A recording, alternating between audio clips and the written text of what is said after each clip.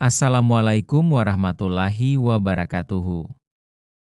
Siang itu, di sebuah jalan padat di kawasan Ciledug, suasana tiba-tiba berubah tegang. Seorang gadis muda bernama Nadia, siswi kelas 3 SMA yang baru pulang les, dihentikan secara paksa oleh seorang polisi berseragam lengkap. Nadia bingung, sebab ia merasa tidak melakukan kesalahan apapun. "Mana SIM kamu?"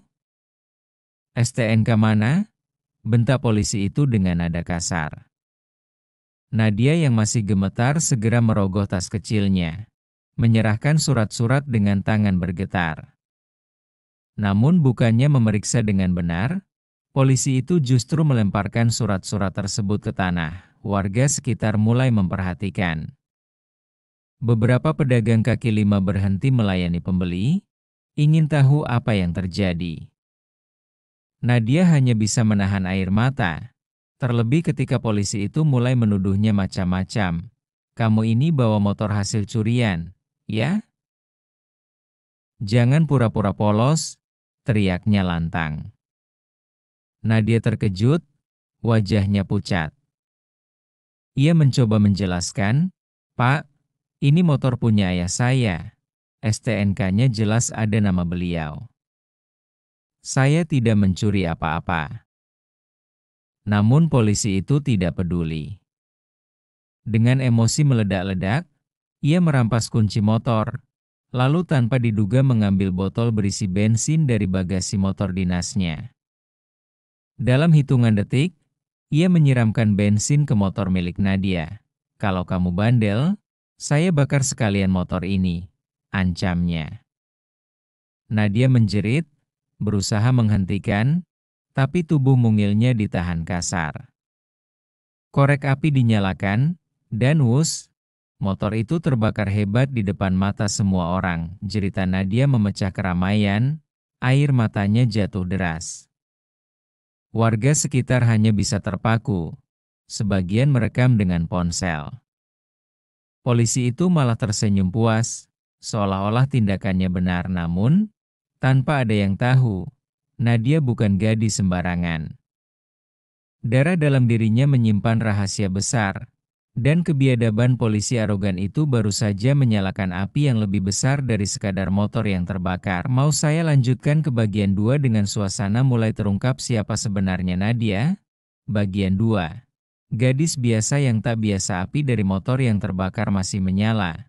Asap hitam membumbung tinggi, menyesakkan napas orang-orang di sekitar.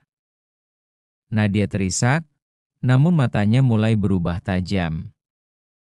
Ia bukan lagi gadis SMA yang ketakutan, ada sesuatu dalam dirinya yang bangkit. Seorang pedagang bakso yang mengenal keluarga Nadia berbisik kepada temannya, "Kasihan banget itu anak, tapi lo tahu kan siapa bapaknya?"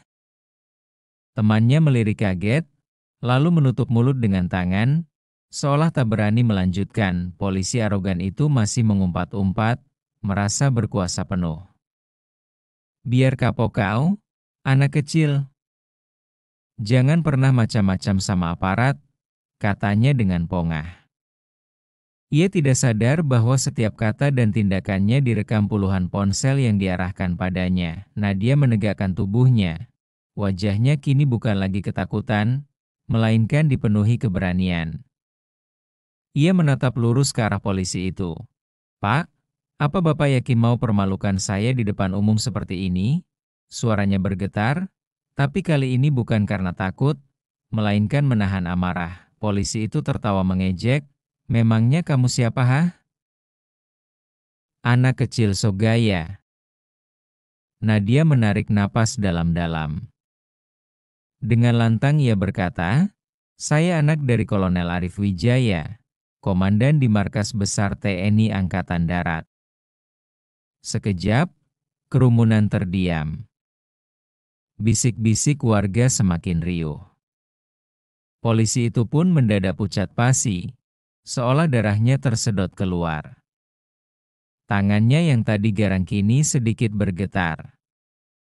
Ia tahu nama itu bukan nama sembarangan, namun terlambat. Video kejadian sudah menyebar, Dan kabar siapa Nadia sebenarnya akan segera meledak di media sosial. Polisi arogan itu tidak menyadari bahwa karir dan hidupnya baru saja berada di ujung tanduk. Apakah kamu mau saya lanjutkan ke bagian 3? Di mana mulai muncul reaksi publik dan keluarga Nadia? Bagian 3. Ledakan di media sosial beberapa jam setelah kejadian, video Nadia dan polisi arogan itu sudah beredar luas di media sosial. Tagar polisi bakar motor siswi dan anak komandan langsung merajai trending topik. Komentar netizen bermunculan. Gila? Kok bisa polisi sebarbar ini? Mana ada aturan motor siswi dibakar begitu? Harus diusut tuntas. Astaga, itu katanya anak kolonel ya? Waduh, tamatlah hidup si polisi. Rekaman detik-detik motor terbakar ditonton jutaan kali dalam hitungan jam. Wajah polisi arogan itu jelas terlihat, lengkap dengan nomor dinas di seragamnya. Identitasnya segera terbongkar oleh warganet. Di rumahnya, Nadia duduk dengan mata masih sembab. Ponselnya tak berhenti bergetar, dipenuhi notifikasi pesan dan telepon dari teman-temannya. Ibunya, Bu Ratna, mencoba menenangkannya, tapi jelas terlihat amarah yang ditahan-tahan. Tak lama kemudian, seorang pria tegap dengan seragam dinas hijau loreng masuk rumah, Kolonel Arif Wijaya, ayah Nadia. Wajahnya dingin, namun matanya menyimpan bara. Ia sudah menonton video itu di ponselnya sebelum pulang. Nadia, kamu baik-baik saja? Tanyanya dengan suara berat. Nadia hanya mengangguk pelan, menahan tangis. Kolonel Arif mengepalkan tangan, urat di pelipisnya menonjol. Kurang ajar sekali dia berani melakukan ini pada anakku, dan di depan umum. Gumamnya penuh tekanan, istrinya menatapnya cemas. Mas, tolong jangan gegabah. Kolonel Arif menarik napas panjang, lalu duduk. Tapi jelas, pikirannya sudah bekerja cepat.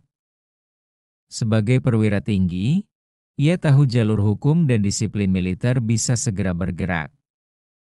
Namun sebagai seorang ayah, ia ingin memastikan orang yang sudah mempermalukan putrinya mendapat pelajaran yang setimpal. Di luar rumah, puluhan wartawan mulai berdatangan. Lampu kamera berkilat, suara teriakan wartawan memenuhi halaman. Pak Arif, benar putri Anda dipermalukan polisi? Apa langkah yang akan Bapak ambil? Malam itu, suasana rumah Nadia berubah seperti markas darurat.